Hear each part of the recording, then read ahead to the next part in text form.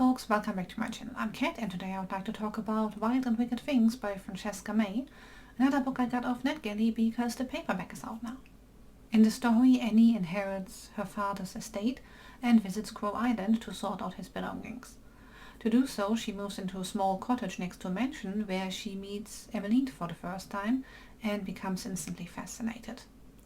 After she reconnects with her old friend Bea, a couple of things cause havoc, some of which have been set in motion months before Annie ever set foot on the island.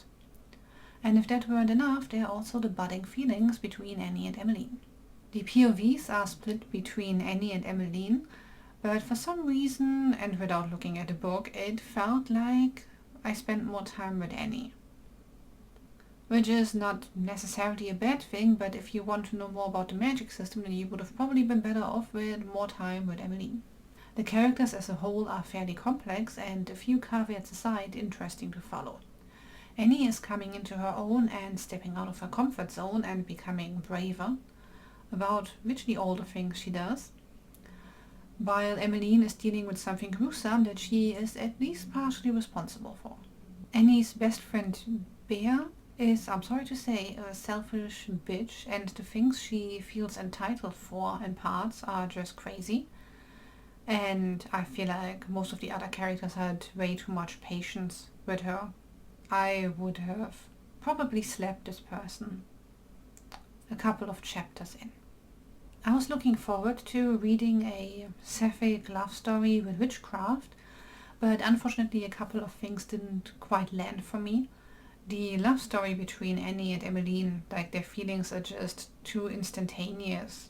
They're instantly drawn to each other and it just goes really quickly from there, because I think at absolute best Annie spends 2 weeks on this island and there's a lot of stuff happening in between, so it's not like they had time to go on dates or anything, so it feels very instantaneous between those two.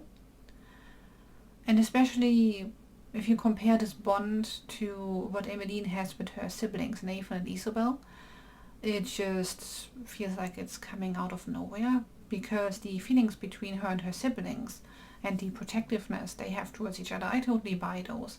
The I'll die for you love between Annie and Emmeline that comes on way too quickly, that doesn't do it for me. But since I'm not much of a romance reader anyway, I had high hopes for the magic system, which mostly confused me. It's a soft magic system, I guess, and the rules are fairly vague in points. For example, at one point they're trying to do an exorcism. Essentially, they pour salt on the floor to make a circle and keep said item, person, not gonna spoil that part, contained.